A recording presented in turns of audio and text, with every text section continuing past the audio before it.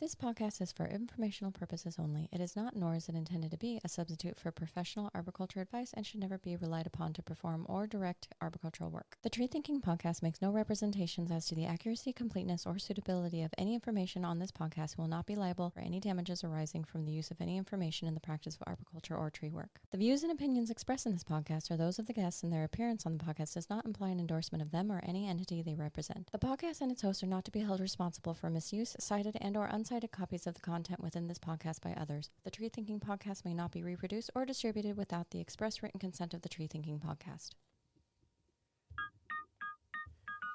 Everyone loves sending a big top, monkeying around a large canopy, or playing with a new piece of climbing gear. But when you hit the ground, can you get down? Raking, stacking brush, running the lower down lines. These are just a few of the skills that keep the brush moving. The best climbers I know take just as much pride in their ground game as they do their climbing. After all, to get into the tree, you gotta learn the ground. On this episode of the Tree Thinking Podcast, we stack up what it means to work the ground, lower out what doesn't work, and leave it cleaned up so nice you can't even tell we've been there, on, getting down, and working the ground.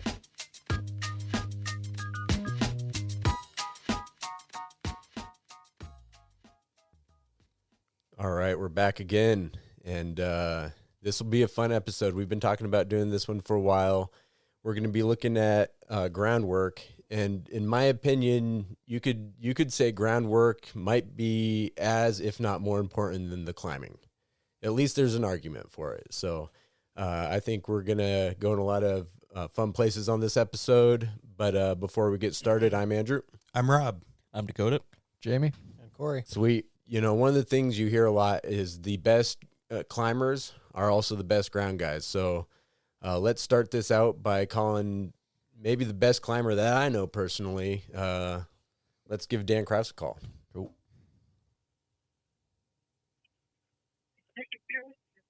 Hello? Hey, Dan, how's it going? Great. How are you? Doing pretty good. You know, just kind of getting used to the hot summers here this year. Well, how have you been? Good. Excellent. Good. Excellent. How are you guys doing? We're doing pretty good, getting started off. And this week we're going to be talking about kind of groundwork and that whole side of the thing. You know, so often we're talking about climbing trees and kind of working up in the canopy, but really, you know, I think there's an argument to the groundwork is just as, if not more important than the work in the tree. And Heck yeah. you know, I figured we'd get your opinion on that. What are some of your thoughts about groundwork? Yeah. I mean, you know, first you're a ground person, right? You get to be before you're a good climber, you're a good ground person. You know, it's always a joke about these prima donnas that want to just be climbers and they're not good on the ground and they think they're above groundwork, and you know, it's groundwork's the bread and butter, you know. I like you said tree Madonna. Tree Madonna. Yeah. I would say Triva, like a diva. Just dancing on that pole.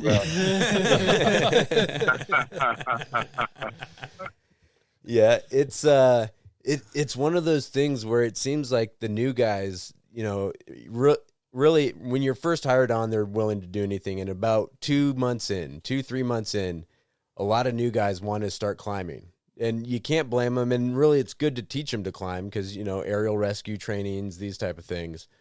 But there's so much value in just learning the job from the ground first. How long were you on the ground before you started climbing? 2 years. Yeah. Oh wow. Yeah, I was 2 years. 1 year, so I had half of that, and people can't believe that I was on the ground for 1 year these days. When I tell people, Yeah. You know. Yeah. I practically begged to get beyond the climb. Yeah. Yeah, and I think the reason they let me climb when they did is because it was the middle of the summer and it was a big old sycamore tree. And so I think it was like, all right, you want to climb? Here you go. Yeah. You think it's all fun and games up there? Have fun, buddy. Yeah. Enjoy your my first climbs were always like a stuck friction saver. You're like, oh, Jamie wants to climb. He'll go get that. Yeah. Yeah. So what, with groundwork, what do you think the first thing that you should teach somebody on the ground? You know, a brand new employee, new to the industry, what's the first thing you teach them? Oh, geez. Yeah. Situational awareness is the main thing. You need someone who has some sort of, it's a dangerous thing. Everything's dangerous all around you. And you gotta kind of be able to, assess that and keep your head on the swivel type of thing. Yeah. Look up. I mean, and don't rush things.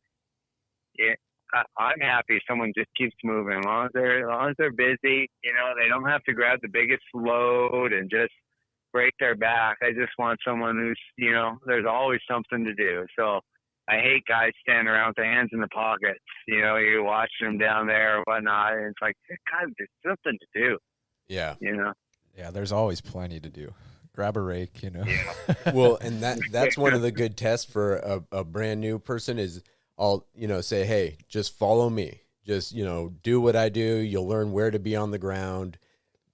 Yeah. And then to see how long it takes before they're trying to grab the brush also, or are they just kind of sitting back watching? That's one of those tests where you can get a good feeling for, is this person, here to get down? Or are they going to kind of milk the whole, like, just follow you around as long as they can? Right. Yeah. Do they have hustle? Yep. Yeah. That's a big one. Yeah. They can, it's kind of like sports, coach is always yelling at you, come on, I want to see some hustle out there, It's like, bounce around, come on. Yeah, no, that's a thing, man. That's a thing. And then after situational awareness, a lot of times it's all right, just get into moving the brush. Once you understand where it's okay to be, then keep the brush moving. Oftentimes you get them trying to grab that lower down line. And it's like, no, you don't understand the rigging quite. It's always, and that's one of the interesting things I've found. There's a dichotomy there. The people that have that hustle and have that get after it are going to want to get into everything and do it. But you kind of have to slow them down. You're like, no. Don't worry. You got plenty of rigging ahead of you. Just watch for a little bit, and it's the person that doesn't have that hustle where you're like, come on, keep it moving, bounce around. That's when that coach speak comes out. Yeah, it's good to have it. A good ground guy is a good teacher too. I love it when I got an experienced ground guy who's willing to, like, say something and tell the person, this is how we do this and this is how we do that. And no, we don't stand here and, feed the chipper this way and this is what can happen and all that stuff, It's good to have someone who's a good teacher on the ground. Or even in the tree, but sometimes it's hard in the tree, It's nice to have someone on the ground that's showing the ground people what to do. Yeah. It's hard even with Sennas. Like, in the old days when you didn't have the Sennas, it would be, near impossible to have the climber sitting there yelling and, telling a ground guy what to do. But even with Sennas, it's hard to, like, here's how you tie this knot, or here's why you do this, or here's how, how you do that. But the Sennas, we were just talking about this today, how my company, we need to use the Sennas more. We're mostly busting out the Sennas when we have the crane job, or, a big job where we need the Sennas. And we really should be using them more because I could do more teaching that way and more communication, at least having a couple people connected. Oh, even just backing up the truck and hooking up the chipper. Oh, yeah. Being able to talk to the person makes a huge difference. Oh, yeah, it makes a huge difference. I totally got to use my Senos more. It's good for like Yeah. morale of the job too. You guys yeah. just hanging out and talking, in your Shoot the normal shit. talking voice. Yeah, shooting Yeah. the shit. Unless the you're whole- not the one on the set, and if you're not hooked up, Yeah, then yeah, you're there's like, the one "Oh, that's a bummer." Everyone's laughing. What's everybody laughing at? That's the But that's a really good point. The kind of angle of talking in a normal voice, and when you're thinking about teaching from the tree, when you're in the tree and you don't have the Senna, you're yelling just so that they can hear you. But that psychologically, that changes the feel of the conversation. When your boss, and especially if they're new, is yelling at you all day. You're doing a great job. Yeah. Keep it up. Exactly. Right. But No, I've had people get mad at me. Quit yelling at me. I'm like, I'm not yelling at you. I'm just so you can hear me. yeah, You know? exactly. Yeah, I'm 70 feet up a tree, bro. Yeah. Wow, yeah. That's interesting. You talk about like training people and the communication between the ground guy or grounds person and the climber, and one aspect that I remember pretty distinctly when I was learning is, I'm always learning, but in the beginning of my learning process.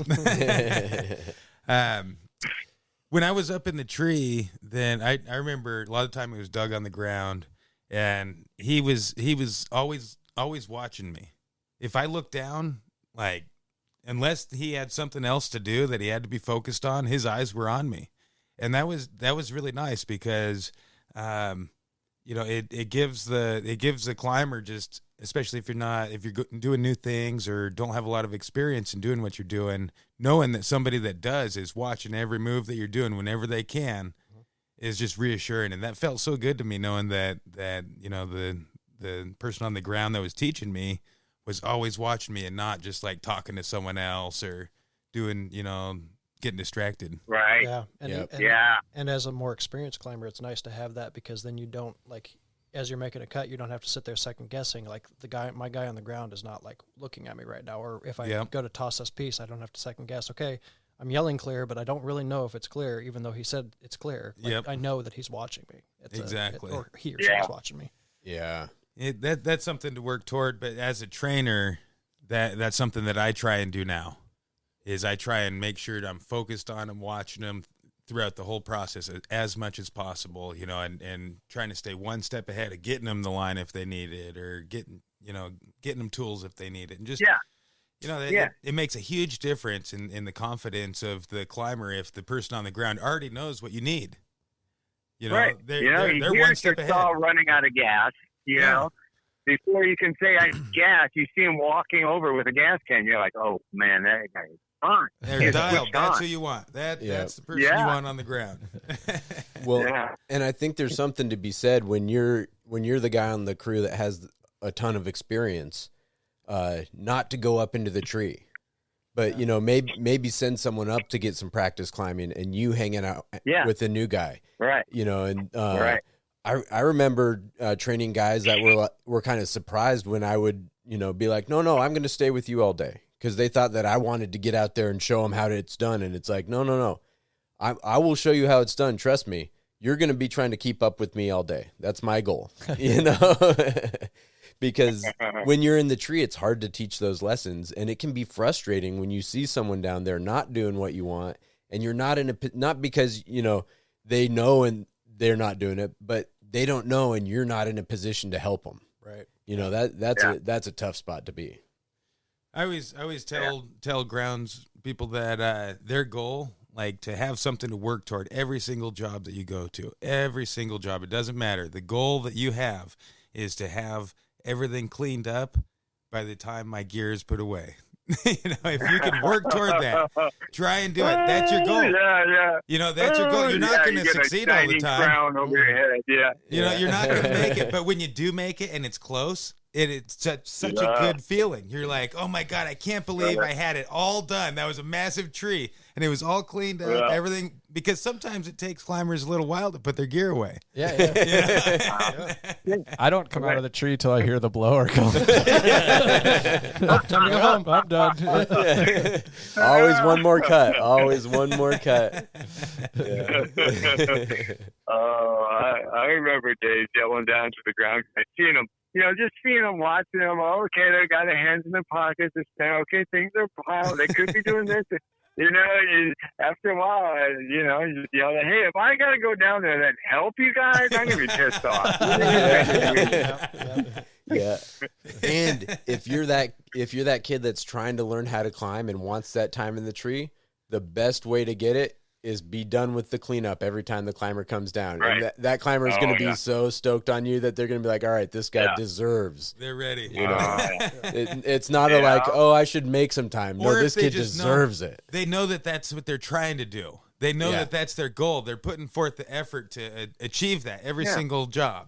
Oh my gosh, that's it. Especially if you can do it safely. Just having some hustle. Just being someone that's just like working. You see that person working, and you're just like you want that person to be, succeed and stuff. Yeah. And then you see someone who's not doing it, you're like, well, why should I spend the extra effort to take you under my wing to teach you stuff if you're not even, doing your stuff? Yeah. Yeah, it's one of those things that attitude and mentality is everything, Oh, attitude. I was totally attitude. We have such conditions, right? Rain, stairs, whatever, all kinds of things. So the person who can somehow make a joke and somehow, not be all grumpy and all mad, that just makes the job worse. When you got one person who's just steaming and you got to not talk to them, it just makes the worst situation. So someone with a good attitude is, in my book. Yeah. And a lot of the time in my experience, that happens when multiple people have different ways or different ideas about how to do something. And then the people that their idea didn't get chosen, that can get them bent out of shape. Yeah. But it's like, hey, man, just relax a little bit, There's many ways to skin a cat, man. It's like, six one way, half a dozen another. Don't sweat it. It doesn't have to be your idea. Everybody wants everything to be their idea. And that's one of the things. It's such a team effort. Everybody's contributing something to it. It doesn't always have to be your idea. You don't always have to be the one leading the crew or whatever. It felt really good to move past that phase. Get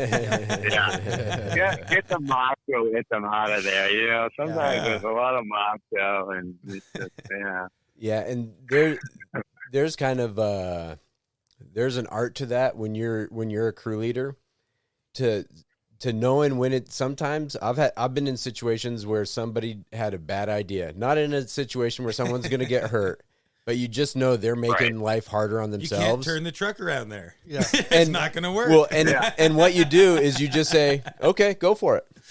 You know what I mean? Because I could argue with this guy for the next 15 minutes, and it's gonna put a freaking damper on the mood for the day. Next thing you know, it's Austin Powers. Right. Yeah, or I can watch that guy struggle trying to maneuver the truck, and be like, yeah, okay, all right, now let's do it this other way. There's been a lesson learned. Yeah, exactly. So there's a little, a little give and a take there. Yeah, some people have to learn on their own. There's certain people that they're not going to take your word for it. They're just not going to take your word for it. They have to do it and fail and be like, okay, yeah, you're right. Learning from experience. Yep. Yeah. And, that's another interesting aspect of being on the ground is the conversation. Because kind of where you were going earlier, Rob, talking about, the guy on the ground watching the climber all the time. And that is so important. I mean, it goes back to that day one lesson of situational awareness, of always being aware of what's going on around you. But everybody knows the day goes by faster if you guys are having a good good conversation. And so understanding how to manage that balance you know, of like having a good conversation, but being dialed into what's going on. But still getting work done, yeah. Yep, and like steering the conversation in a direction of, and I've found this can be one of the most productive things you can do on depending on the crew and depending on the situation, but is keep the conversation flowing in the right way, because like you say, it can get negative. If you let it go negative, you know, that can spiral a day right there, and it can get out of control where you're having too much fun and you're not paying attention to the task at hand, which is getting the job done. So understanding how to direct a conversation and how to keep everybody on the same page and having a good time and getting the work done, there's a real art to that, you know. Yeah, it doesn't matter how good the bid is or bad the bid is. How beautiful the day is the same either way. Yep. Like that. Yeah. Yeah. With the right There is perspective. art to that. It's almost like a personality. Yeah. Yeah. Yeah. Yeah, it's true. You don't. That's a good point. You know, with personalities, some people are just fine with having that personality, and you want them to be different. and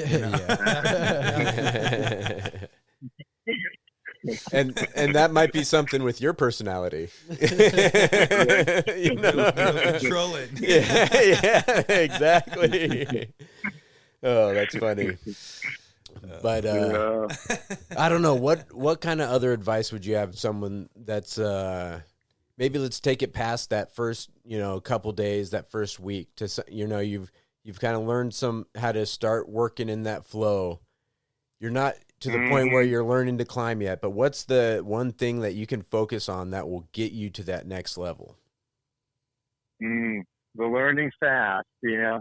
We come to work ready to work, right? Okay, so that's, yeah, you know. So you're ready to work, and then just kind of learning fast. It's such an ideal ground person who just catches on to things too. You know, it's like you teach them one thing and they kind of learn it. You know, maybe once or twice, but you know, they catch on to the rigging, and I don't know. Some people just have a knack for it, I guess. And I don't know. And then if you don't have that knack for it, you know, like say knots, for example, like if you just don't have a knack for it after you've been shown it the first time, maybe going home and practicing that knot, you know, on your off time, so that the next day when you show up and you're asked to tie that knot, you have it down. Yeah, I think that's huge. Right. That's huge. Yeah. Knots are huge. Yeah. And taking your own time after work to figure out, you know, those knots and look at how ropes are run and stuff. That just goes such a long way. Yeah. You know, you got a guy that's been working for you for 3 years, and you still tie something funky when you tie something on. And you gotta figure it out every time. That's the guy that says, if you don't know knots, then tie lots. Right. But we've actually put we've invested into developing some training programs for our new employees, and the first 30 days, I think there's a certain amount of, like, there's a handful of things that every single person that's going to work in the field should know. You know, how to set up a secure work zone, how to operate the chipper, how to be able to turn a chainsaw on and do basic chainsaw cuts. You know, within 30 days of working full time, anybody should be able to do all of those things. And so we set up a list of skills that are like mandatory for people to learn within the first 30 days. Nice. And then after their 30-day check-in, you check in and you're like, how you doing on your bowling? You know, and you set that expectation up when they're hired that they're going to know that in 30 days. And then you're going to be tested on this in 30 days. That's brilliant. Yeah. That's great. Yeah. And then you can even add pay incentive to it. Oh, yeah. So like you get all this stuff right, that's when you get that next level. And that way, you know, people are motivated to learn rather than like feeling like it's something that, they're asking me to do this, practice knots when I get home, dude. I've already signed off. What, you're not paying, you know, but instead they're feeling like, hey, if I learn these knots, I'm going to get that pay raise that I'm looking for. You're setting them up for success. Right. Yep. You know, giving them a roadmap. And then you're also, you're building in, you know, because that's another classic thing, you know, for any job. There gets a point for some employees where they all of a sudden want a raise. I feel like I'm working hard. I should get more money. And if you have that right from the beginning, you fill out this checklist, you're getting the raise, then you have a answer already to go. You don't have to come up with a reason of like, well, I'm sorry, we give you that money, but I just, it's one of those things, it's be like, yeah, all right, how's your checklist doing? Then you finally bring it up that they can't tie a bowline after so long. Yeah, exactly. And their compensation is based on their skills to a certain degree. Yeah. So if there's somebody just getting into the game and you want to do everything you can to be a good groundsperson, then I recommend that you write a list of the most important skills that, talk to your supervisors, your crew leaders, the people, your mentors. Say, I need five of the most important things that I need to learn how to do. And I'm going to do that this month. I'm going to learn all those. You tell them that you're going to do it instead of them telling you, and see how that works for you. Man, how fired up are you if you're an employer and you hire someone and they're like, give me 10 things I need to learn this month. And I'm having down. And then they come back in a month and show you all those things that they've done. Yeah. You want to get off the ground, you do that, and you're going to be blowing someone's mind, Yeah. You won't even have to ask for a raise. They'll just give it to you, man. No. Don't want to lose you. Yeah, totally. Oh, that's great. All right. Well, so we're getting to the level where you're working the ground and you're climbing a little bit. What do you think the key things for working the ground there are?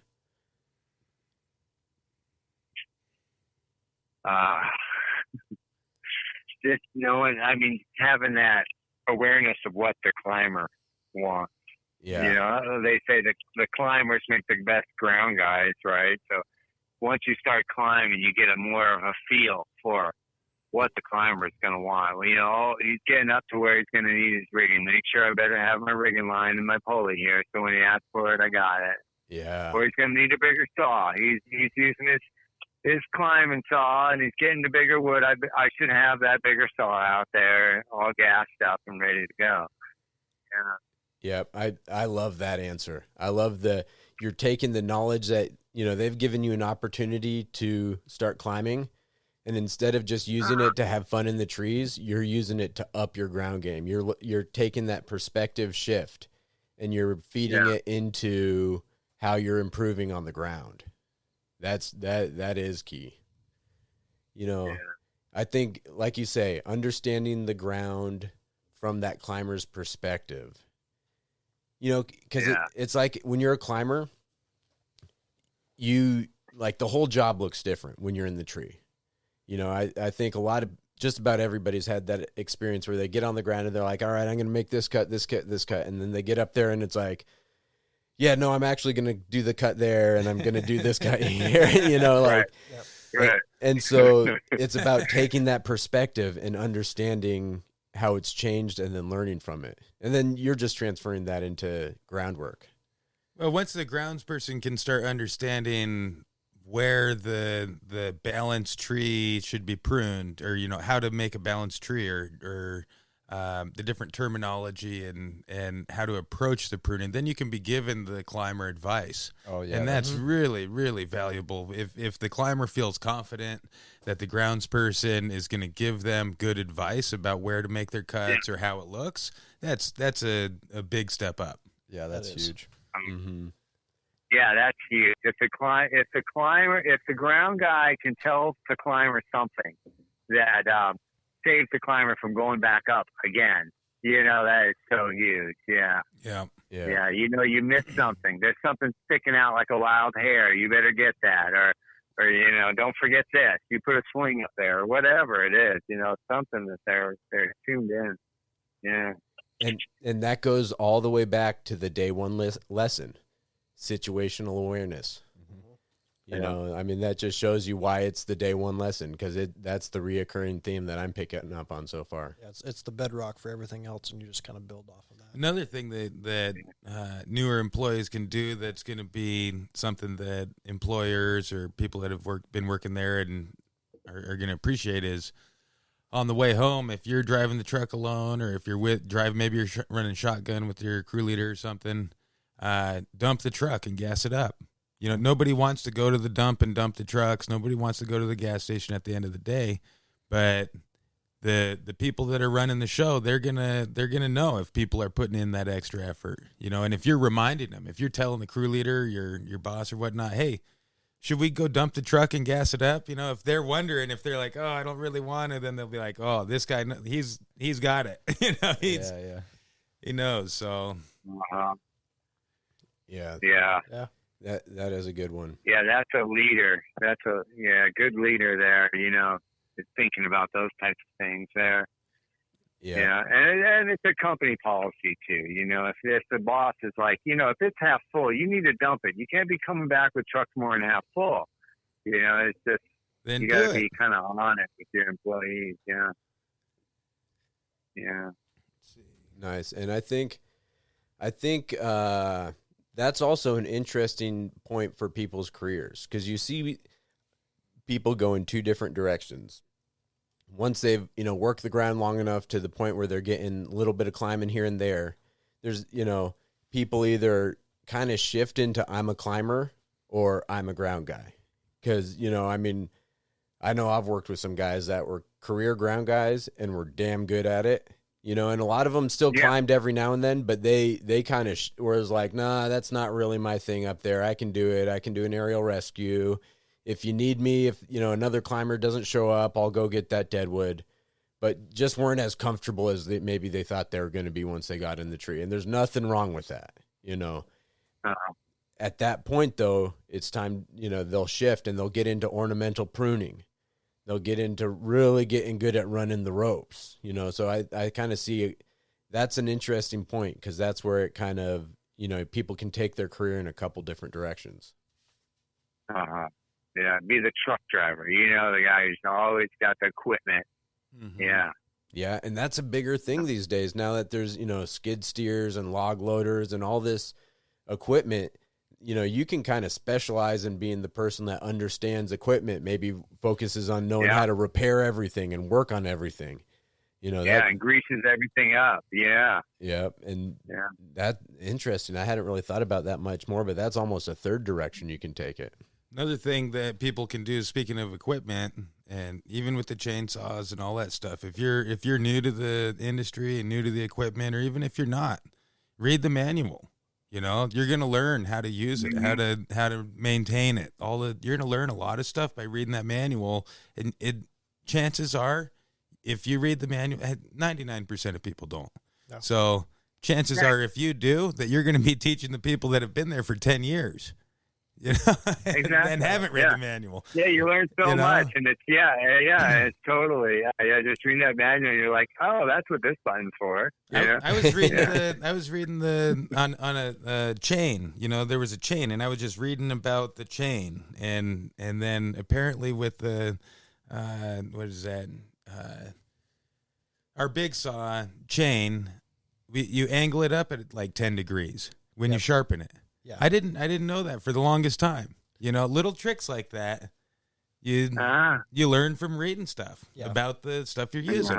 You know? Well, I love it too. When I usually buy all my trucks and equipment and stuff used, so I usually will get the manuals online. I order them online and just sit and read them in my living room, you know, because little things like that, little things, you know, about the equipment. That's a good little pro tip also, because, you know, if you're new to a job and you want to find a niche, you know, because that's something I've told a lot of people when they kind of hit a point where they've been around for a while and they're starting to figure things out and they're getting a little aimless with their career. I'll tell them, find a niche, you know, find something that you're really good at and be like, don't forget the other stuff, learn everything. But, you know, if you don't want to be the guy that's climbing, learn how to do fruit trees, learn how to just do kick-ass hedge work. It might not be the funnest, but if you can kick ass at hedges, you got a job. You know, you're like, someone else isn't going to want to do it. And so it's something you can do.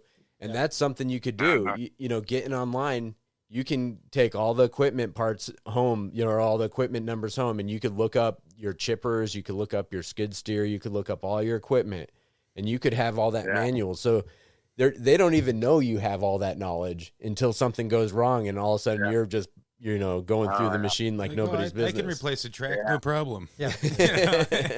Boom, all of a sudden, you're not shutting down for the day. Yeah, You're that's ready to keep brilliant. going. All of a sudden, you are the man. And, someone could rise up in the ranks just by doing that, just reading manuals and just being like, oh, man, he is on it.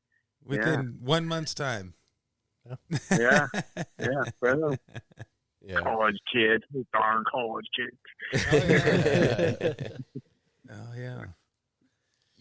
And then kind of taking it to that next level. I've been trying to go through chronologically the path on the ground. And I think we already answered it.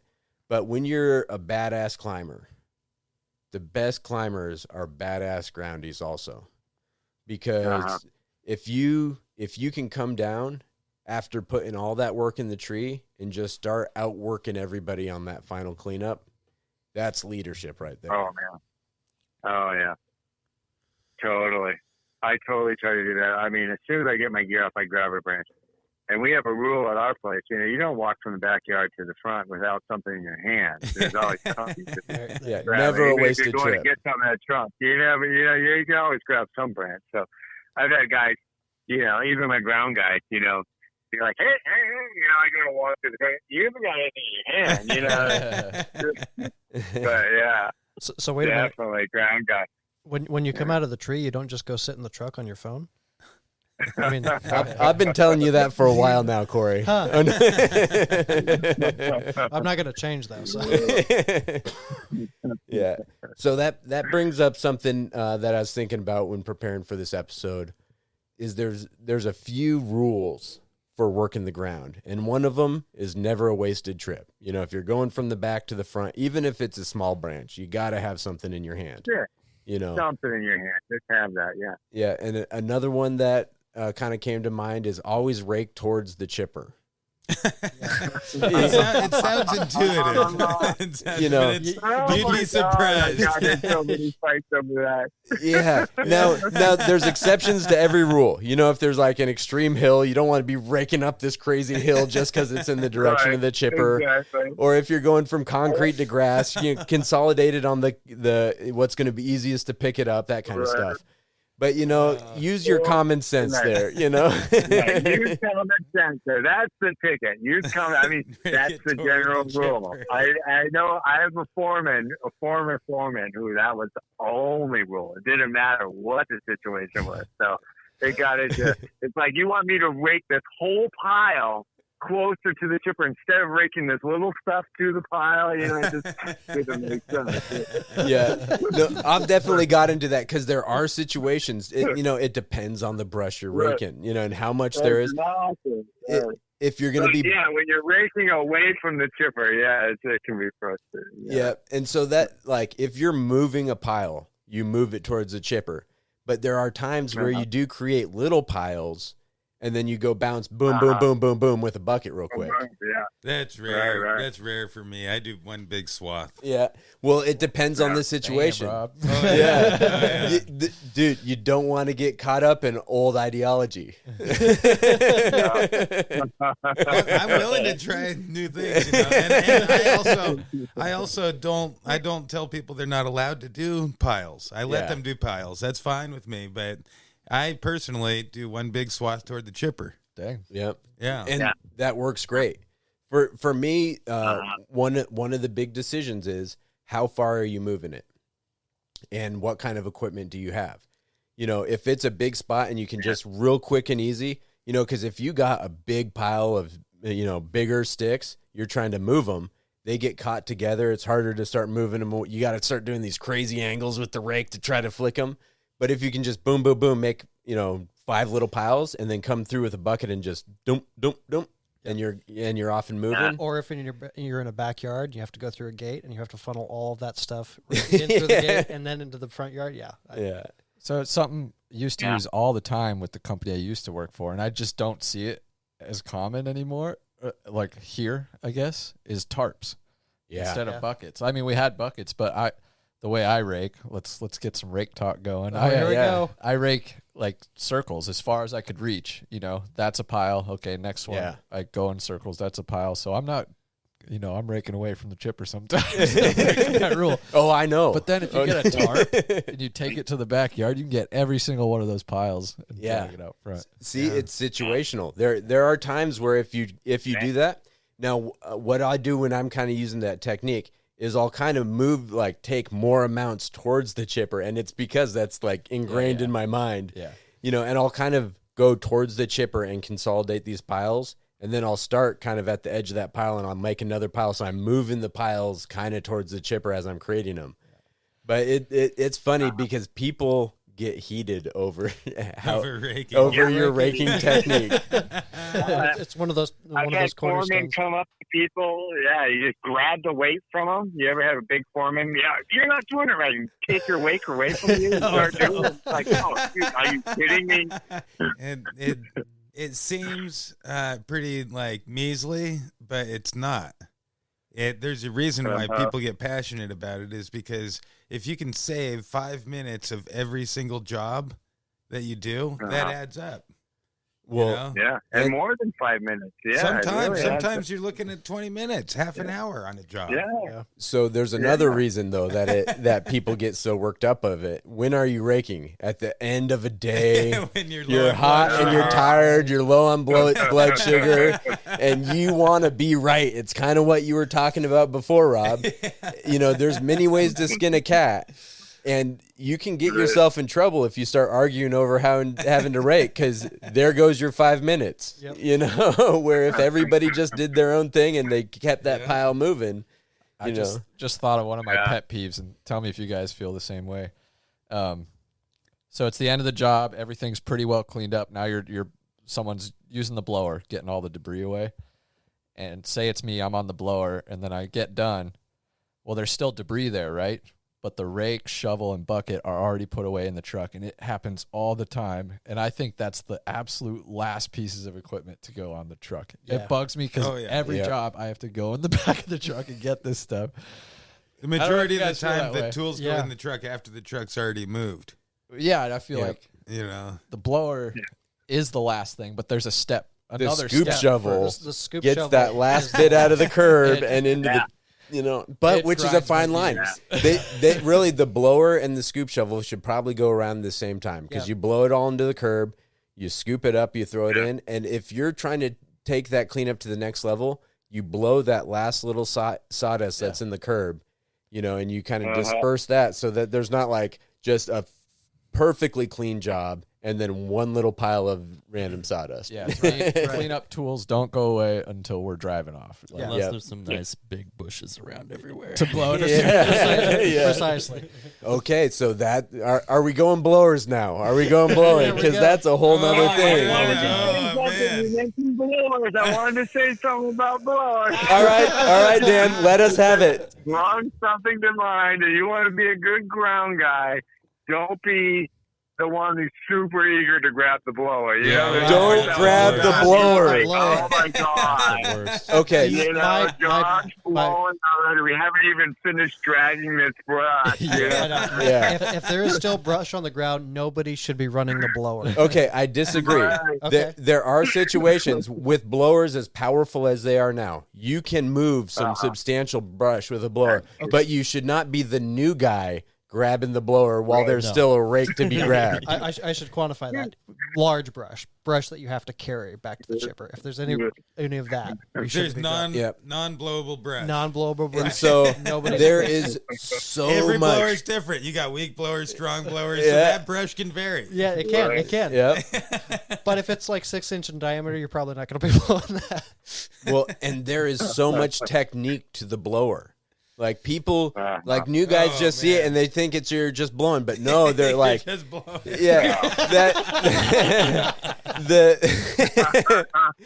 the like understanding the landscape, understanding, you know, one of my pet peeves with the blower is when you're like, you know, you just chipped, you're blowing off to the curb there. People that blow up to the curb and then start at the back and you move it all, you go back and forth and you move it all to the curb as one. Because people will blow in and then they'll go back and they'll blow, and it'll shoot the sawdust right to where they just blew. And the level of inefficiency, and it's probably because it's the end of the job, and I'm low blood sugar, and I just don't have what it takes to deal with it at that moment. Oh, but I gotta find something else to do at that point. I better keep myself busy, or we're gonna have a conversation. Something in my brain too, where I want to be the one who blows down because I feel like I do it better than everyone else. I skin the cat better than anybody. Technique to it. Exactly. There's super efficiency technique to it. Yeah. Really, I take pride in it too. Yeah. I never let that blower. The blower is always doing work. Even if I'm moving from one spot to the next, the blower is facing where it's doing work. Right. You know, it's like Yep. constantly. You know. I saw a video It's an recently of Dakota who had 2 backpack blowers on. 2 BR800s. Oh One on the my front, God. one on the back. Nice. Going to town. Yeah. We were doing a lot Holy clearing smokes. job, and there was just tons of shit everywhere. Yeah, And we were blowing it off of a berm into the gulch. And I was just like, fucking, I'll get it all done right now. Yeah. The blower bot 5,000. Yeah, it was, Yeah. it's actually not efficient at all. It was horrible. Yeah. You don't get the strength of both blowers in one? Not really. Oh, Well, no, you do, but Gotta can you handle the strength of Yeah. both blowers at the same I time? don't. Yeah. I don't think a mortal human is capable of it. So what about we talked about tarps and blowers and everything. What about buckets? Exciting stuff. Yeah. What about buckets? What kind of buckets are people using? Brutes. Brutes. Yeah. Brutes are good. Brute. I've got the. You're using Brute, Dan? Yeah, we use brute. Really? Yeah. Yep. Okay, Oh but man, the blue ones or the green The ones? green ones. Share. I really, I thought about this a little while before I brought it up because it is kind of an industry secret, and I don't want to be, Blow it up, Rob. Blow it up. Okay, this might change the industry, but there's a green bucket that's probably about 8 inches wider in diameter, maybe 8 or 10 inches wider in diameter than the Brute, Yep. and about the same height. And it's made out of fiberglass, so it's lighter than the rubber. And so it's a bigger bucket that's lighter than the Brute, and it's more durable. You can damn near carry firewood rounds in them. Yeah, No factor. And they're really light. They have a reinforced steel brim with a handle that's on that steel part, so it's super strong. And you can get them at Home Depot. Okay, Wow. so we Yeah, originally got them. We used You use it at Home Depot? Home Depot. Home Depot. I bought them at Home Depot in Corvallis. So Now I you don't got to know, get that's- them. You got to go online to get them at Home Depot. A lot of times they don't have them in store. You got to order them from somewhere else. But they are as good as you say. I've actually filled them like half to 3/4 of the way up on like a lawn where there's nowhere to chunk it down, and I chunked it down. It had brush in most of it, and then I chunked the rounds down into the bucket. And that way They're strong. it didn't hurt the lawn. Nice. Now Good call. you can only do that so many times before you blow the bottom out of one. You know. I don't know. They're tough, man. We've only. Oh, it takes I know. Years. The only bottoms that we've torn out have taken years and years and years It's to blow true. out. Well, and I always chunked down into ones that were getting ready to go because I was worried I was going to blow it out, and it's like I might as well use the one that's getting ready to go. It's a game changer, Yeah. man. That's one of the biggest ground game changers that we experienced. What's the name? What's the name of it? Name brand. The big green bucket. Look it up on look up Big Green Bucket at Home Depot. Big green. Fiberglass. Specifically on Home Yeah. Depot. Yeah. Don't just, No, they're on Home Depot. I Don't- guarantee. don't It's just- like don't just it's a Google different big kind green of bucket. fiberglass. Yeah. It's like it's not. It doesn't. No, that's not it. No, so big green bucket might steer you wrong. Yeah. If you Google it. How big Just- is it? just- Like, do you know the liters? No, I don't. I'm guessing 45, 50. Oh, more than that. We're liter. That's 50 gallons. It's probably Oh, probably 50 liter. Yeah. gallons, Sorry, that's what I meant. It was gallon. Okay. Okay, while they're looking it up, what do you guys think about like the big yard debris bins that you get through like Santa Pack or your trash company, where the top folds back and it has wheels you can roll on? That's We pretty. call those the brush barge. Brush barges. barge. Yep. Yeah. Those things you can move some brush in those things. You can, but they're too big and heavy. They're too awkward. You can't put them on and off the Yeah, truck all too day big. long and be comfortable. Yeah. That's true. Which that Yeah. brings us to a good segue for mine. I don't have the space because I don't have a chipper or a large chip truck. I have a dump trailer and then my Tacoma, and I don't have like a lot of space for it. So I actually use the collapsible like tarp containers, and that's what I use for my cleanup. They're not For like final cleanup. for final cleanup. Yeah, I don't use it for obviously. Yeah, those brush barges, you're throwing everything Yes, in there. exactly, Yeah. exactly. Yeah, so You're brave to bring that. hey, if I had the space for a brute or a big green bucket, I would use it because I know it's the best way to go. But if you're limited, I mean, you have other options that you can use, and True. I kind of like that. and you're happy Yeah. and you're successful. Yeah. And so, And Rob's judging me a little bit over there. So, You guys ever use the jet sled? We have jet sleds. You guys use those? Oh, no. I'd never thought about Yeah. those. a jet They're a sled. little jet sled. Yeah, it's called a jet sled. Oh, jet sled. And jet sled. Yeah, I think we get them in Westford, or maybe we get them from Cheryl, but I think we get them from Westford. I'm not sure. But they're just like, they look like a sled you go down the snow hill with. They got a rope in the front, and it's plastic, maybe Wow. 10 inches tall, maybe 5 feet long, a couple feet wide, and it's just a big plastic sled. They work great because they have a rope, so you can fill them with stuff, and then you just pull it along. It slides along the ground. Well, I've thought about. I haven't done this, but I've dreamed about building something like that. But I figured it'd be more like 4 feet wide, and be more designed to put the butts of limbs on, and then winch the whole sled to the chipper. Nice. So you could Yeah. put like a bunch of big tops and just like bungee or rope down the stick onto it, so it wouldn't tear up the lawn when you winch it. Yeah, Yeah, that'd be really nice. And you could ride it to the chipper. you could. Yeah. Well, final cleanup's done, and I don't want to walk back there. So that's called riding the fine line between. Well, that's riding the fine line between having fun and production, right there. When you're actually riding the pile of brush to the chipper. He gets on and rides it. Yeah. That's awesome. Well, I've worked with the tarp. It depends on the company. Sometimes they're just all into the tarp. Everyone's got the tarp. But we used to, at Seattle Tree Preservation, it was tarps. And we'd have one person dragging the tarp and have 2, maybe 3 people, at least 2, raking into the tarp. So one person's just moving the tarp, kind of walking backwards, and other people are just raking in. Oh, yeah. Yeah. I love it. It could be pretty efficient. Oh, that's called cooking with gas right there. Yeah, I'm tarp gang all the way. tarp game. Yeah, so tarps are good. And there's talk about technique. There is technique in tying the tarp and hauling the tarp. If you've got the technique, you can throw a full tarp of brush into the back of a truck, kind of like over your head.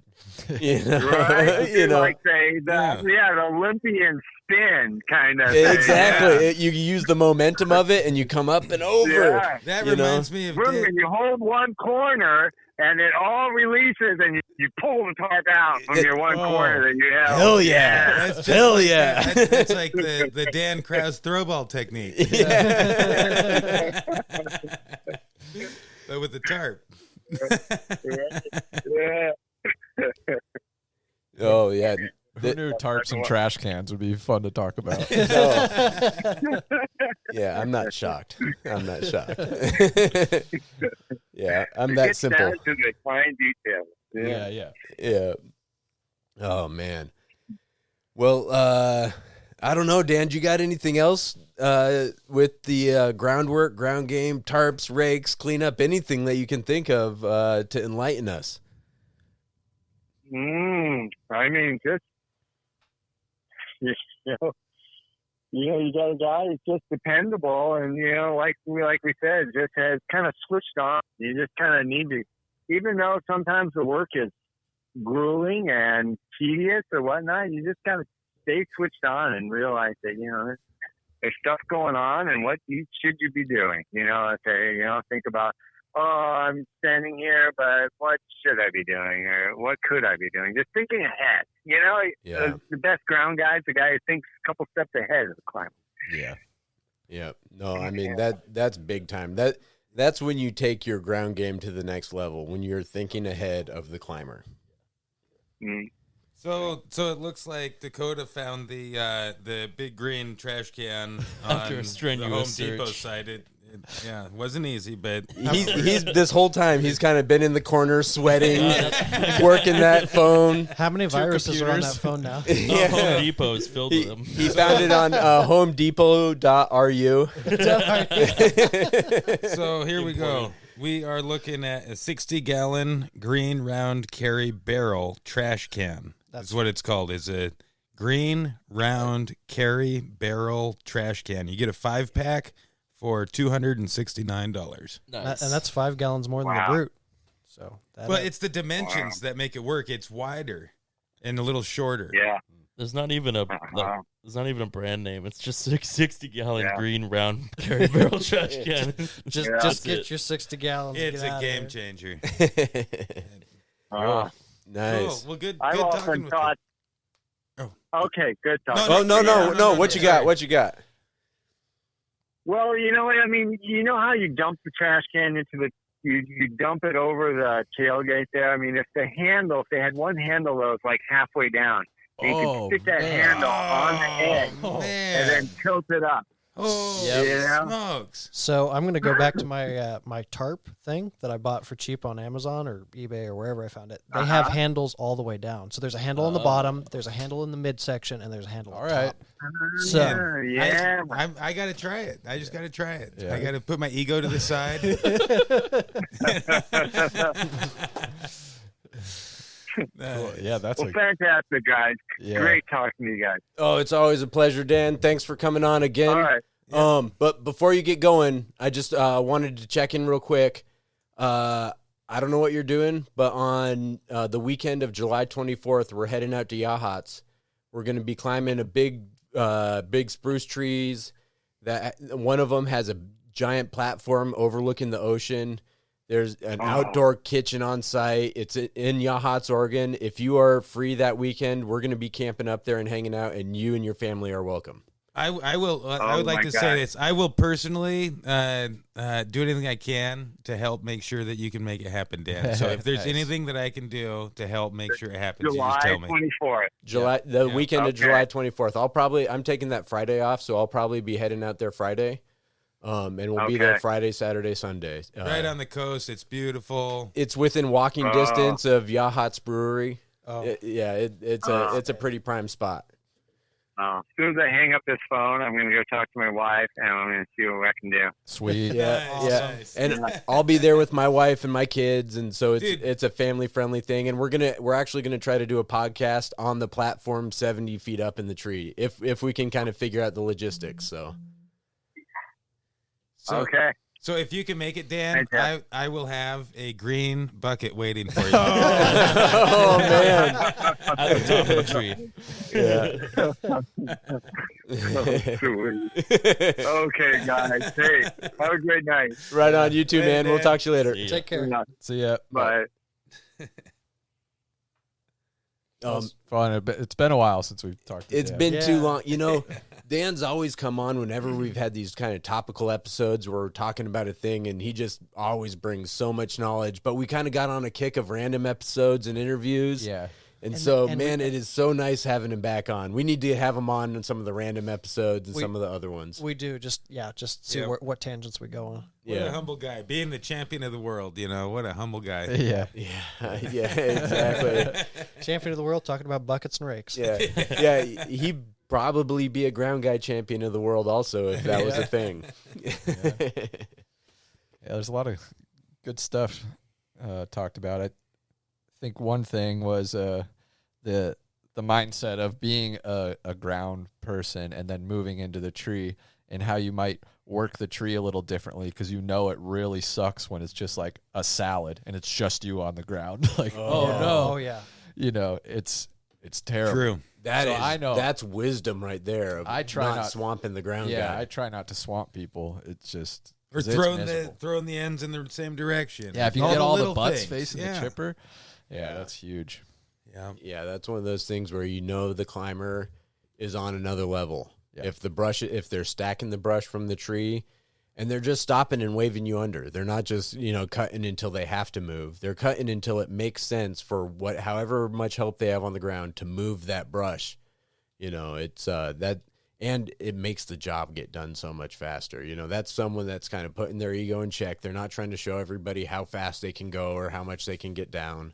They're just looking at the job as an overall team accomplishing a goal. Keeps that morale level too, because if you're the only ground guy and you see just a effed up mess of brush all sideways, with rounds on top quit. of it. You want to quit that second. Totally. I'm walking home. Sorry. Yeah. And you don't have one of those big green buckets. Yeah, Exactly. How am I supposed to do this without a big green bucket?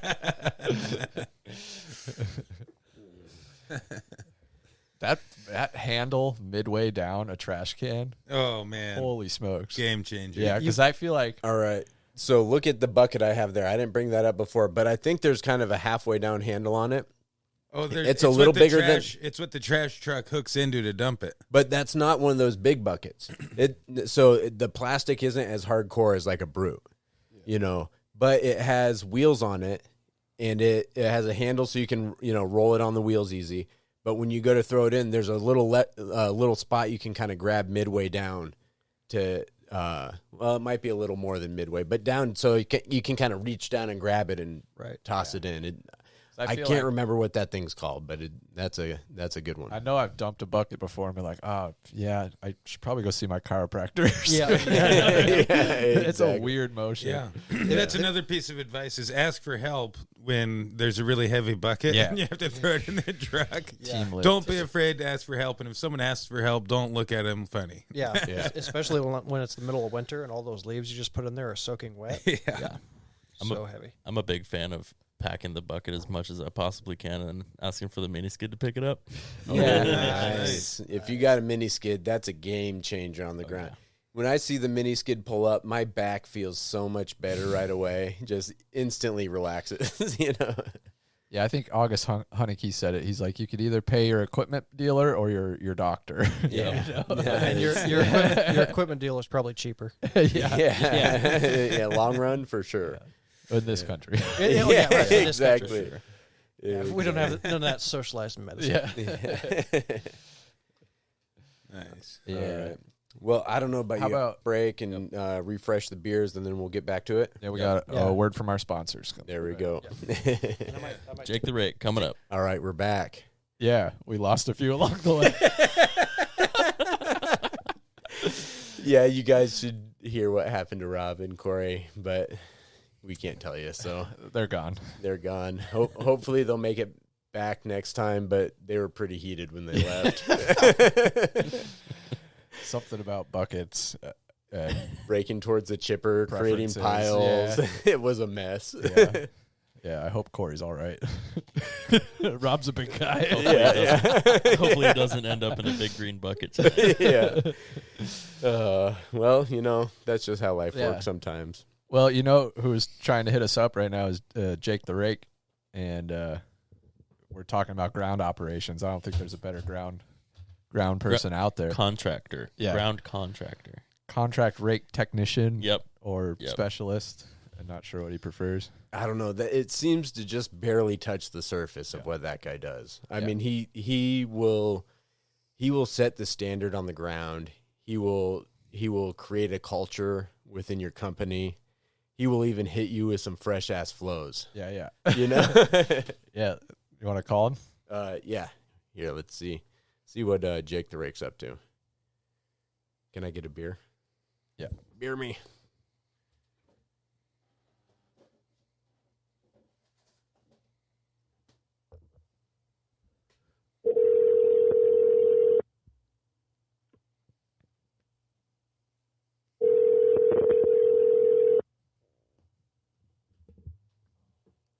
Jake's Raking Rendezvous. How can I help you? Hey, man, how's it going? It's the Tree Thinking Podcast. Whoa, have you guys called me back? Well, hell yeah, we called. Well, let me tell you. Today we are talking about groundwork. And there is no fucking way we're doing a podcast on groundwork without talking to the man, the myth, the legend, Jake the motherfucking rake. Oh, stop. Oh, my God. Groundwork's the best, isn't it? Yeah. That's one of the things we've been talking about. It is the most important part of the job.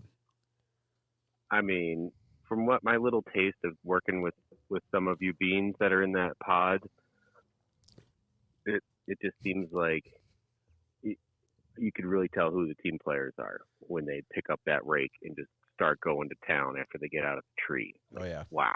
Yeah. These guys and gals are just total team players. No ego. Yep. The tree Madonnas, the Trivas. Yeah. They think they're all that with their death-defying stunts of climbing.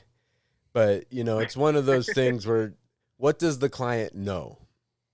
The client knows how good it looks at the end, right? So, oh, yeah. So come on, hit us with some wisdom. What does it mean to be a legendary groundy? Oh, well, first, stop it. But second, that's an interesting point that what really counts at the end, and I kind of feel like a little bit sometimes that I'm swooping in at the end to steal all the glory. To just come in with the rake and just go to town and be like, oh, yeah, now we're all done. Like coming at the end. Yeah. But, they say timing is everything. Uh-huh. You're the closer. I was a big fan of the Philadelphia Phillies, and back in my early days, they called me the Wild Thing. I wasn't real accurate with my name. I harnessed Mitch Williams a lot. I don't know, it's kind of an obscure '90s MLB ref, but I'm picking up what you're putting down. All right. Yeah, I've honed it in a little more now. It's all about accuracy. The more accurate you are, the less hard you have to work, and muscle memory. So just stay at it, kids, I guess is my advice. Nice. Yeah. Yeah. Well, that's kind of how it goes. Everybody starts off just like freaking chomping at the bit, trying to go full bore. But that's how you shift gears to a long career, to becoming a legend, is by sticking with it and learning how to slow the game down. And next thing you know, you are a closer. Yeah, the headliner. Exactly. Yeah, the closer. Well, if anybody understands the game in its entirety, it's you guys are like tree beans in a pod. And you have tree beans? How many of you are there tonight? There's 3 of us now. There was 5. But, down to Cor- 3 tree beans. Yeah, there Corey was a and full Rob. pod before, Yeah. but- Corey and Rob started fighting over which barrel or bucket is the best for cleanup. Oh, brute, no doubt. It was a See, massacre. okay, yeah. Rob's got a little industry secret. Yeah. There's apparently a better bucket, and then Corey was using some little collapsible tarp thing that he found on Amazon or something. Yeah. It's kind of a joke. Oh, God. Yeah. So let's just say, we're a bean pod, but there's some black-eyed trees. And the black-eyed trees had to get out of here. Wow. Ruthless. So, Jake, I got a text from your mom's phone number, but it seemed like it was you texting me. Oh. You said you had you had a She gave me question? to borrow her phone. Yeah, she let me borrow her phone for a bit. We're Nice. like out camping right now. Okay. We're over the mountains to Bend. So we're camping like next to the river to try to stay cool. Nice. But she's like, our plumber is with us for some reason. But they're fixing some leaky pipe, or there's something about pipes going on in the RV. Or like if there's a sock on the RV door, like don't come in. Or if it's like Yeah. maybe they said rockin', don't knock in or something. I don't know. Yeah. But yeah, there's a big old tube sock on the door that was like the plumber guy was wearing really short shorts, and I think it was one of his. I could see his tube sock going all the way up to his knee. And you only had one of them on? Peeled the other one off. Well, I don't know. I didn't go in there because it was like, Yeah. It seemed like they were really trying to Hard at wrestle work. with some pipes in there. I'm not sure what happened in the bathroom in there, but they've been there for a while. So I went down to the river with my dog B-Rake. So I'm just kicking it by the river, getting my tootsies wet. Nice. But so thanks for getting back to me. This thing when we were driving over the pass after Oak Ridge, you know where that town is? It's like before you get to Willamette Pass. Yep. Oh, yeah. Beautiful spot.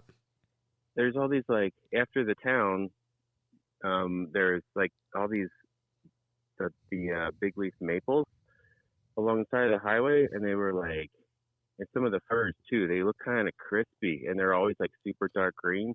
But today, just now going through there, they were like brown. Most of them. Ooh. Do you guys know why that would be, or what's the deal with that? It happened like we were just up here last weekend too, and the electrician came with us for some reason last weekend. But this weekend they're brown, and they were dark green last week. What's up with that? I think it's improper forest raking. Yeah. Well, I think we had those record hot temperatures. Yeah. Which can do a little damage to the foliage. It didn't seem like they were like in the forest much, but it was like just the ones that were right next to the road. Yeah. So maybe the heat reflecting off Definitely. the road and just cooking those leaves. I'd imagine a guy like you who's just a leaf raking extraordinaire would look at those big leaf maples the way maybe some of the tree climbers look at sequoias or redwoods as just like the ultimate leaves to rake. Oh, well, you know it. Yeah, I mean dinner plate size leaves. Yeah, Acer macrophyllum leaves are my favorite. They just, I mean, they're just the best. My all-time favorite tree. So it was kind of disheartening to see them all like shriveled up. It didn't look good. I don't know much about the trees, but it just didn't give me a good feeling driving through there. Like a whole 5 mile long corridor. Do you think it was the hot day? Just like one hot day would do it, you think? That's my guess. I mean, Well, Andrew, do you have experience with that? My guess would be it's not one hot day as much as it's a drought that's been going on for, 15, 20 years or however long this drought's been hitting the Pacific Northwest and getting worse and worse. And then you kind of get these trees that are having a harder time, and then all of a sudden they got hit. I don't know what the temperature up there was, but not long ago, was really hot. It was like 111 in Oak Ridge. Yeah. It was 100 and I heard about 116 in Eugene. So I'd imagine you get that reflecting off of a hot road. The road absorbing it and then radiating that heat all night would just add extra stress to some trees that were already stressed. And then if there's something, if there's some disease or pest that's already messing with those trees, they're going to get those hormones that are, saying that the tree's stressed. And so it's just going to compound on top of itself until you got brown leaves. Oh, wow. So you think it's like a compounding thing that's happened over time, and then this might have been the tipping point? I hope they don't die. Yeah, me too. Unfortunately, we are seeing a lot of that around here with the Doug firs kind of in the valley, and really a lot of trees that are stressed. Working for urban forestry, we've noticed a lot of the big maples have been dying back. And I think it's all that same thing, the trees we work on are kind of lining the street, so they're getting that reflective heat. They're dealing with those drought, and, so that's something that we're dealing with quite a bit. And I'm sure up and down the Northwest, around the world, whether it's big leaf maple or whatever trees in your neck of the woods, if you're dealing with these droughts, you're dealing with it some. So, Oh, wow. Really nice. Yeah. That's interesting. We're talking about the intensity of the sun being a little more than it's supposed to be. Wonder if the elevation has something where the sun is a little more intense, or like the UV index is a little higher or something like that. But definitely it makes sense reflecting off the street, like the macadam, and bouncing up, and cause it just seemed like on the edge of the road, like the inside of them were fine, that were facing apart. Yeah. Oh, cool. All right. Well, that's kind of clearing my question up a little bit. And the thing you said about hormones, that Palmer was talking about something about hormones earlier on the way up. They were raging or something. Talking about the trees or not. But also, what else he said? He said, climate change is like, maybe these record temps are just part of the natural cycle, and there's, climate change is just a hoax that's perpetuated by greedy scientists. What do you think of that? I think if you're viable? if you're buying that line still, then you might be being funded by an oil company. I don't. Oh. Yeah, I don't know. I think the evidence is pretty evident right about now. So you think the plumber's got some love on him? Yeah, maybe. I wonder what kind of pipes he's working on. Yeah. Yeah, he did. He was mentioning lubrication. Yeah, hey, very important in certain situations. Oh, okay. Well, that clears a lot up for me. I guess I'll catch up on it when Jamie gets me those tapes. But I hope you guys had a good show so far. I didn't really catch it. I've been like in like traveling about and getting settled at camp and stuff. I was just like awesome B-Ray. But did you guys have a good show so far? Oh, yeah. It's been great. We had another legend on the show, Dan Kraus, and we pretty much went through groundwork from when you're hired on all the way through to being an experienced climber and what it means to do groundwork at all those levels. And I thought there was some wisdom dropped on us. It's been awesome. I'm kind of curious for you, what, from a contract raker's perspective, what are the most important things for a groundie to be able to do? Well, I think longevity is huge. Sometimes those days can get really long, especially when you're sweeping in at the end there. Since these days you're getting hotter and it's like more hot towards like 4 and 5 o'clock. So hydration huge. Take care of your body. Do all your wrist stretches. Overuse injuries can be a career breaker. Don't be scared of some ice baths. Just, go to the Sev, get a couple buckets, and just dump them in the tub and just sit in there after a long day of raking. I couldn't recommend that more. But I don't know. One of my mentors, Doug Hornaday, he said that it's tough to teach people things once you're at this really advanced level because you just don't think about it anymore. You just do it. Yeah. So to like, I don't know, man. It's kind of like, let's just hang out and do some raking together and we'll learn stuff from each other. Yeah, I'm hearing leading by example. Oh, wow, you're like a. That's a good point, though. You might not like vocalize or realize you're doing something a certain way because you've been doing it for so long. So maybe like really slowing down and picking apart like what you're doing so you can train it better. Yeah, what I would think with that is that training someone and teaching a skill is a skill in and of itself. Yeah. Right? Oh, like that is true. Yeah. That is true. And so if you don't do that, if you don't have a mentor or if you're not sharing your knowledge with somebody, you're going to forget how to share that knowledge. You still have all that knowledge, but being able to, you kind of have to understand the rhythm of the person you're working with and know when they're open to learning and being able to work with them long enough to figure out how they like to learn. And so there's so much that goes into it that really takes a lot of paying attention. If you're training someone, that's your job for the day. Now you got to get this other work done because that's what keeps the business going. But if your goal is to fully train someone, that is a job in and of itself, and you got to learn those skills and you got to practice those skills. And the same way we were talking earlier about how, when you first get on a crew, you got to go home and learn how to tie those knots.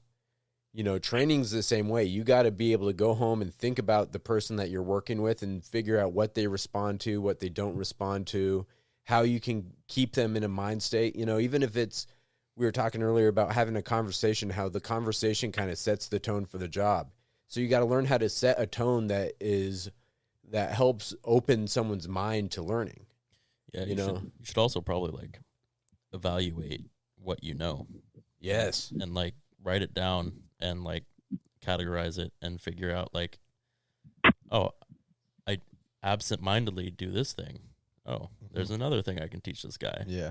And did I learn that thing 10 years ago? And is there a better thing out there now? Yeah. When you're teaching, that should be when you almost learn the most. Yeah. Because you're really analyzing in yourself and what am I teaching and is this working as much as you are trying to figure out what does this person need to learn. And then when they get to a point where they know a lot, you have to figure out, okay, where's the weakness in their game? And like, you know, because if they're really good at something and you're just pounding that into them, but they need to learn something else and they're not getting it, then you're not helping them by teaching them what they already know. Yeah. You know, so yeah, there's a lot that goes into being a mentor and being an educator. Oh, wow. You just blew my mind. So, like, teaching is a muscle, and you got to exercise it, kind of. That's the truth. Yeah. Oh, wow. I heard another creepy talking there. Who's that dude? Oh, this is Dakota. Dakota. What's up, dude? What's up? Good to hear from you. Yeah, you too, man. I guess, well, I forgot where I was going with that. I guess got so enthralled with your importance of teaching and listening. I guess, you know, I'm a little socially awkward, I've heard my mom say. So it's tough for me to vocalize things and get them out of my brain into other people's brain, like out of my mouth and into their brain. So this is super helpful for me because it's so easy to just get caught up in your own thing and zoning out, and it's kind of zen, but at the same time, you know, it's really important. You can't learn everything by yourself, and sometimes it eliminates a lot of the hard ways to learn. If you can just open your mind up and listen to somebody and have an objective conversation about it. Yeah, Cool, man. I understand. That's probably why we get along so well, man. It's socially awkward getting together and just being awkward. Well, if I feel good about getting weird with anybody, it's you tree thinkers. Nice. Right on. Party on, Jake. Right on. Well, it sounds like you are in a beautiful part of the world. So I'll ask you, do you have anything else that you want to share with us about groundwork before we let you go and let you get back to enjoying beautiful Eastern Oregon? That's kind of a question or something in the future. When you guys, because you guys have Dan Kraus on a lot, and that dude's freaking cool. Of his segments when he comes on, and I couldn't find his number in my mom's favorites anywhere. But so I got to ask myself. But do you know what his record is on cat rescues? Like because it says he's got over 1,000 on his website rescues. But is there any like a hard number? It'd be like 999 for 1,000. You know, I think with that guy, they stopped counting. You know, it's such a high number, and they were coming in so fast that it was almost immeasurable, the amount of cat lives he saved. But I mean, does he ever have a jumper? We'll have to ask him. Yeah. That's good. Yeah, that's good. Next time. Yeah. How do you present that to the client? I mean, I want to know. I want a little bit more from him, like maybe a segment dive into that a little. Yeah. Just suggest. Obviously, you guys know how to grow your bean pods on your pole and stuff. So that's a great suggestion. Yeah, maybe we'll have to do a whole episode on cat rescue. Nice. Yeah. Ooh. Because there's dude, there's a beaver growing up the creek right now. Whoa. Oh, nice. Oh, I'll send you guys a picture. Let me get off the phone. I'll snap it real quick. Sweet. All right. All right. Peace out, y'all. All right. Talk to you All later. right, we'll Jake. talk to you later, man. Man, I Always can good. only imagine what he's doing right now, trying to chase down a beaver to get a picture for us. Yeah. He's swimming in the river with his phone held up. And a rake on his back. Yeah. No, he's using the rake as an oar. Oh, Yeah. Nice. yeah. I hope his trailer gets fixed. Yeah. Yeah. Big time. So we talked about like the progression of doing groundwork. Yeah.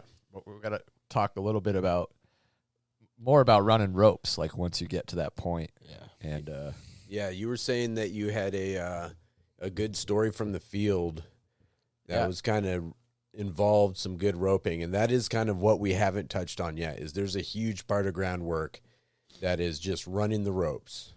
Yeah. I'd like to dedicate this to Nate. Yeah. And hopefully he's doing good, and and hopefully there's more roping for Nate. Yeah, I'm sure there is. We've all been, there where we got a little frustrated in the tree, and that's just part of, who knows what was going on there, but low blood sugar or just frustration in the moment. I'm sure they got Nate back on the ropes. But if anybody knows Nate, have him reach out. We want to talk to Nate and see how he's doing these days. Yeah, that'd be fun. But until then, what's your story from the field? So it's a pine removal job that Dakota and I actually worked together on. Yep. It was with my buddy who I always talk about, Urban Arbor Care, buddy Charles. It was his gig, and it was 4 pines, 3 pines in the front yard, along the street, along primaries right behind it, kind of thing. Like so we had 2 or 3 feet away from it. yeah, so we had the primaries killed for it. But it's one of those situations where you have to fully be in control of what's going on. Yeah. Oh yeah. That's even with the primaries killed, anytime you're working around electricity, one of the first things they teach you in any training is treat it like it's live, even if it's dead. Yeah. Yep. You know. Yep. Well, there's still massive consequences if you tear those lines down, even if they're not hot. Yeah. It's Just the financial exactly. repercussions. Yeah. Yeah, it may not physically harm you, but it's gonna hurt your bank. But yeah, so it was a pretty technical job. Really no drop zone. Not really.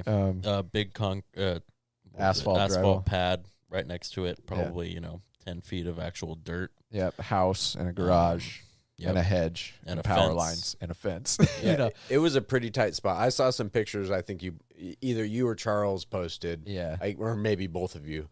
But it was a tight spot. And was it 3 big trees right there? Yep, 3 big ones. And what we did was Charles and I started climbing 2 of them. He climbed kind of the one in the center that moved.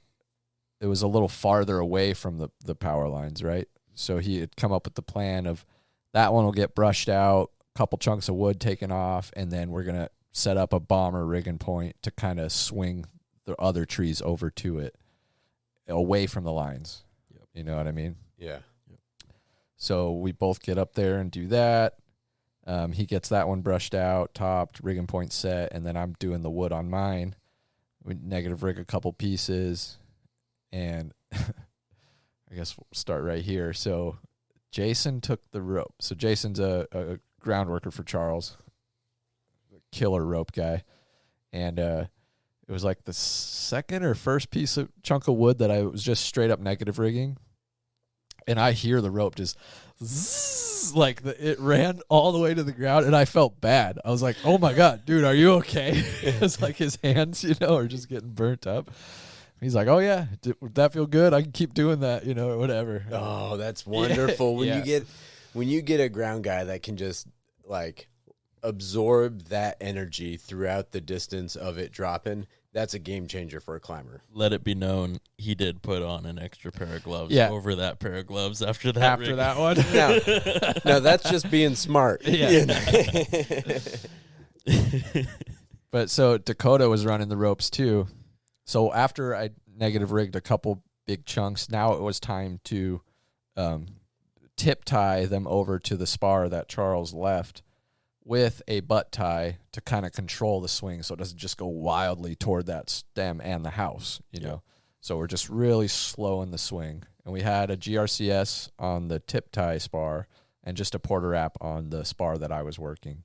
And the GRCS was controlling the main of the load, and the butt tie was on the porter wrap.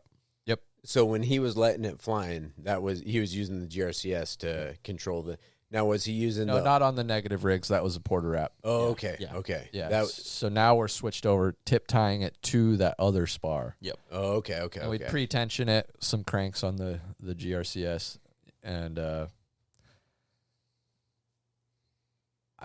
wanted to bring it up because you look back at that video and you see like, oh, this is a badass video of some badass tree work going on, but like the real stars of that video is the people on the ground running the ropes. Like those are the true badasses. All I did was make a face cut and like tie some shit up.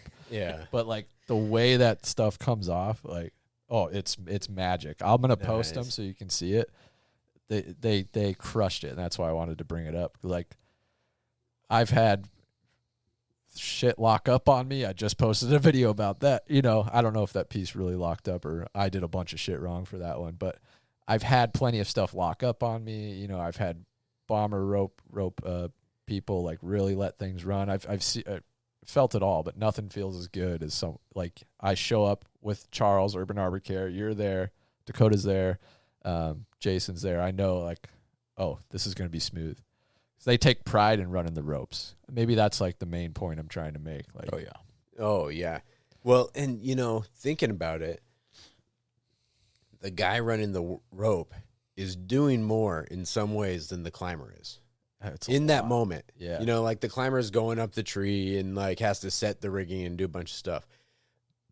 But in the critical moment of it's going and the weight is landing and it's either going to lock up and shake the shit out of the climber or it's just going to be a smooth glide down, that's all the guy working the rope. Yeah.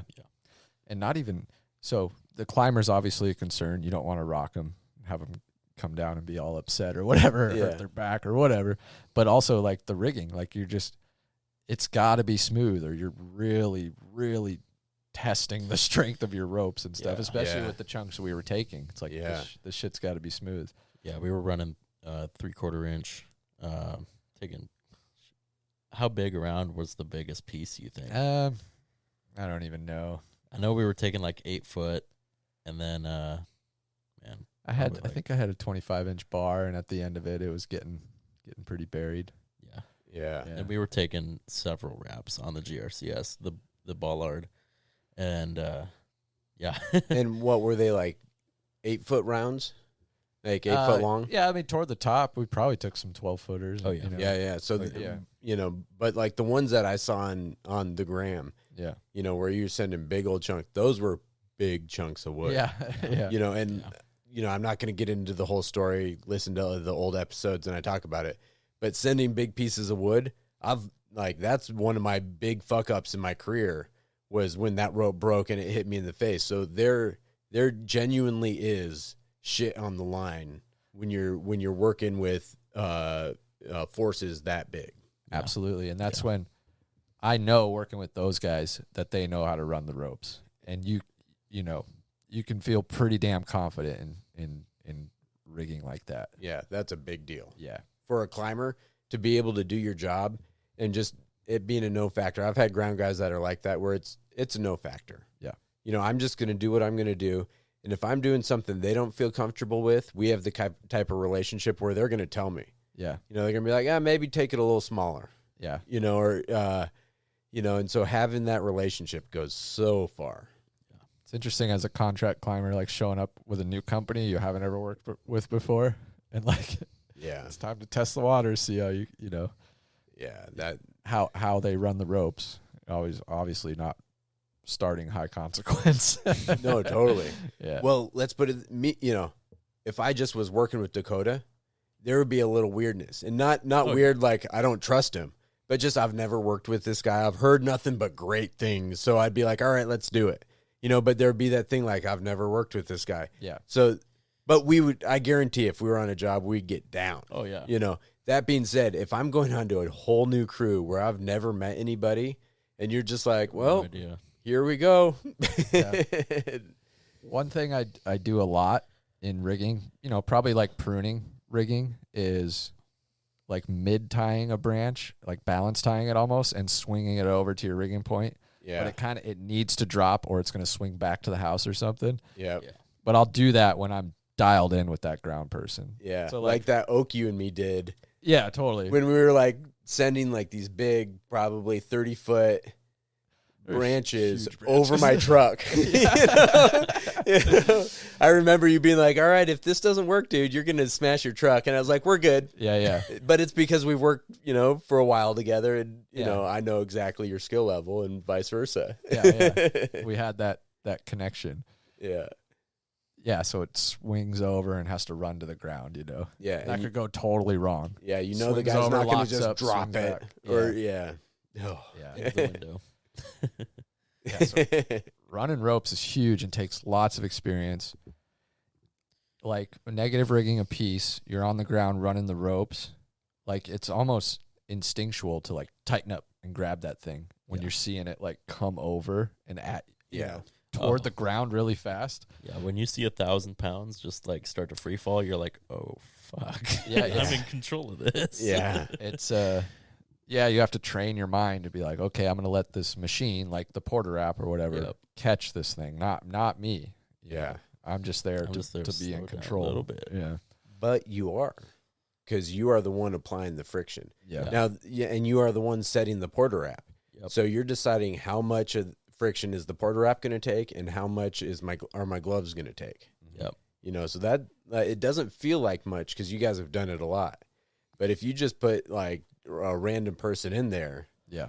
that's a whole different situation. That's a good thing too to bring up is as the climber, or even as I'm on the ground, I'm always checking in with check in with each other and really dial in the friction that's needed, you know.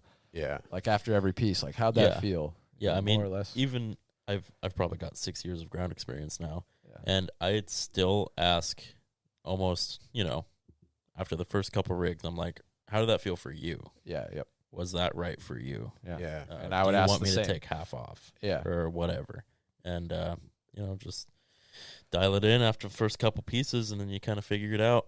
And that's so key. It goes back to kind of the ego. Yeah. You know, like we were talking about earlier, in many ways to skin a cat, people like to be right.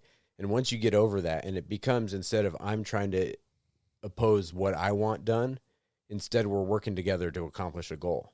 Oh, yeah. You know, it's kind of like, how often are you a climber and you ask the ground guy, is there anything else? You know, some people get weird about that. Like they don't want the ground guy telling them what to do. Yeah. It's like, yeah, but that ground guy's got the perspective that's going to be seen by the client when you're gone. Yeah. You need them if you're going to do the best job possible. Yeah. You know, it's the same thing with the lower down. And I mean, there's definitely been times where my ego's taken over and I've been like, oh yeah, I can take that big top with a half a wrap. Oh yeah, I got it. And I leave my palms up in the tree. Yeah. Yeah. Yeah. So that's interesting. I've worked with people running ropes who are more wanting to use their strength rather than the Porter wrap, or vice versa. Yeah. I'm more of, I'm going to let the Porter wrap do the thing. Like the rope is just loose in my hands, Yeah. But there's people who want to like use their, I think there's a time and a It's place a for little- that. yeah. Maybe they're just really afraid of rocking the climber or something. Yeah. Yeah. And it's about putting in the time to understand what you can do. Yeah. You know, if that's who you are, if that's your strengths, if you're a strong dude, you got great gloves, and you understand what's coming. Yeah. And you're like, I'm just going to, I'm going to take the most of this, but I'm going to be able to be 100% in control of how much weight I'm putting on that stem. Yeah. That could work. I mean, I think, kind of the work smart, not hard. Let the Porter wrap take as much of the wrap, but that also comes with an experience of understanding The friction. and how much weight's up there. And that goes back to when you're a climber, you kind of understand how much weight's up in the tree that's going to be coming down and how many wraps it's going to take and all that stuff. But Yeah. When we're doing those big rigs, sometimes Charles likes to use the timber weight calculator. Oh, Yeah. I can't believe it's, almost 2 hours and we're just talking about the timber weight calculator, you know? Yeah, he And, brought that up while we were in the trees. Yeah, we like, you figure out, I mean, a Porter wrap, one wrap is 300 pounds. That's right? what they say. Yeah. That's what they say. It's going to depend on the rope and the friction Yeah. in the tree, Yeah. diameter of rope, friction in the tree, size of the Porter wrap, even all that stuff. But rule of thumb. You can kind of roughly figure out what you're dealing with and, take the wraps as you see fit. Yeah. And, you're taking a big piece and somebody says, oh, this is 1,200 pounds. And you're like, okay, yep, fill the Porter wrap. Yeah, that's a huge pro tip. Yeah. Oh, big time. Yeah. And that goes into cranes. And I'm not going to get too far into cranes because I want to do a whole crane episode. Yeah. I got some people I need to reach out to that are just freaking crane masters that I want to have on. Sweet.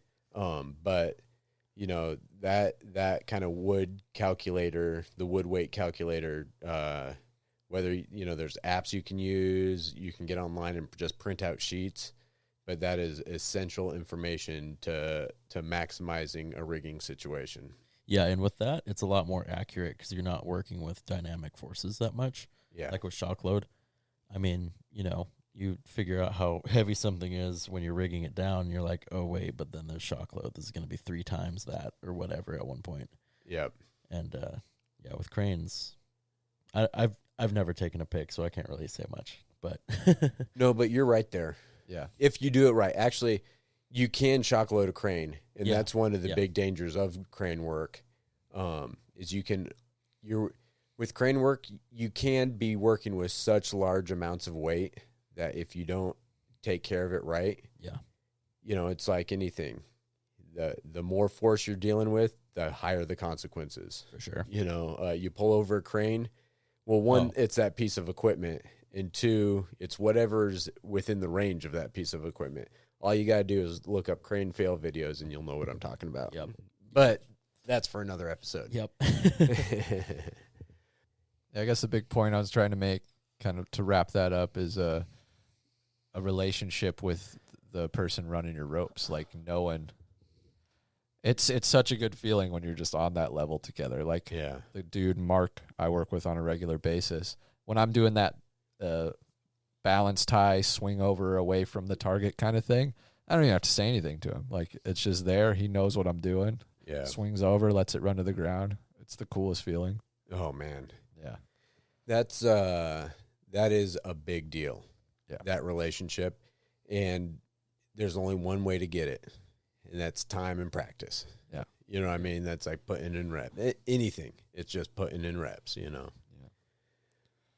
Yeah. I'm wondering if you guys have anything else. I'm kind of running out of stuff on my list. Yeah, no, I'm good to wrap it up. All right, sounds good. Well, let's do final thoughts. Dakota, what do you got? Not too much. I mean, be a good ground guy. Hot hands usually means a happy climber. Yeah. So, you know, don't take more than you can handle. And, you know, rake towards the zipper, right? There you go. I'll say if you get into tree work and you realize, oh, this is sweet, I want to, you know, get in the tree and climb, like this is what I want to do, then exactly what I've been saying the whole time. Good attitude, stay busy on the ground, show interest, take that stuff home, learn those knots. There's like 3 knots you can learn that you could do a ton with. Like a bowline, a butterfly, and a slip knot. Yeah. You'll get so far with those 3 knots you can learn in one night, you know. Go home, learn 3 knots, show up the next day, show everyone. They're going to be stoked and know that you've taken the initiative. You want to go the next step. Yeah, a couple tips for a newbie. And I mean, also, like, try to be patient and let it marinate. Yeah. Like, let your brain work through it all. Yeah. Because, I mean, for me, I didn't start climbing until 5 years into my career. Yeah. Yeah. And that's a big gap. Personally, only because, like, the people I worked with for the first 3 years were super old school. Like, taut line hitch, closed system. And you didn't climb for 5 years in those days. Yeah. Yeah. And just recently, I wanted to learn super modern, and I'm actually really glad that I learned all the old school techniques Oh, yeah. and all the new school stuff. Yeah. And No, I'm that glad sets I you let up it good. marinate for like 5 years. Yeah. So, Oh, yeah. And that's why you're such a badass groundy. yeah, exactly. You know what I mean? That's why you know how to have the touch on the lower downs and do all that stuff. And that's why I know if you and me work together, even though we've never worked together, we just hit the ground running. Oh, yeah, for sure. You know, it's having that experience. Yep. And kind of what you were saying really kind of reminds me of the fact that leadership doesn't have to be the boss. Yeah. You can be the new guy. And if you're going home and you're learning those knots and you're making that happen, that's leading from the bottom. And when you're leading as the new guy, you know, when you're the lowest person on the pecking order and you got that leadership, that might be the strongest kind of leadership because that's undeniable. You're going to force everybody to up their game. Yeah. You know? Yeah. You know, my final thought is just on what you said there, you could go home and learn a Zeppelin bend and go and show the crew, and they'll be like, "Whoa, that's a sweet knot. I've never seen that." You know? Yeah, and they're gonna have to feel like they got to up their game. Yeah. You know? My final thought is the groundwork might be the most important work. Kind of start it or finish it like I started it, because the client what they see is the cleanup. What they see looking out the window is the person on the ground. They understand the forces on the ground more than they understand the person in the tree. They've never climbed a tree. They don't know what a good pruning cut is. They probably don't understand the rigging setup you've set. But they understand someone holding a rope and the friction that creates when that big piece comes down. They understand when you do a cleanup and there's no sticks. You know, everybody's cleaned up their yard. So they understand that. So that's what sells the job in the end to them. I remember a great compliment I got from an older woman once when she was like, "Wow, I don't think I could ever wield a rake like you can." Yeah. Don't let Jake hear that. Yeah. Well, I mean, imagine if she had seen Jake. Right? That would have blown her mind. He's going to go find that lady. Oh, no. But no, that, you know, it really is true that what the person, you know, and it's something to think about if you're the boss. You know, the guy that you just hired and you're telling them to do the cleanup might be leaving the most important impression on your client. Mm-hmm. You know, so take the time, maybe come down and lead by example. Come down and grab that brush and push it. Like Dan was talking about, he's going to come down and he's going to start making it happen. You know, so, yeah, with that, I think I'm going to say stay safe and never waste a trip. Nice. There it is.